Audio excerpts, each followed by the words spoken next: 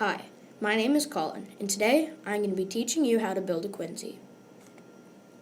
This is what the Quinzee will look like when you're done. First, you have to start digging out an outline for your Quinzee. Have 3 to 4 people lie down in the middle and make an outline around the area.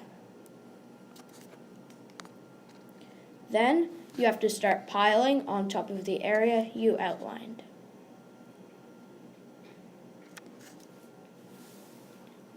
You need a lot of snow so you can fit inside of it, so make sure it's really high. Wait 1 to 2 hours for the snow on the Quinzee to crystallize. Once the snow is crystallized, you're going to want to put 12-inch sticks around the Quinzee so you know when to stop digging.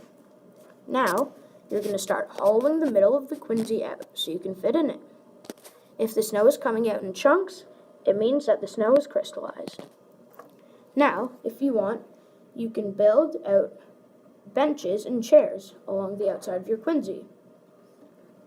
You can get the snow from the inside of the Quinzee, bring it out, and start making them. It takes a while, but this is what it looks like when it's done.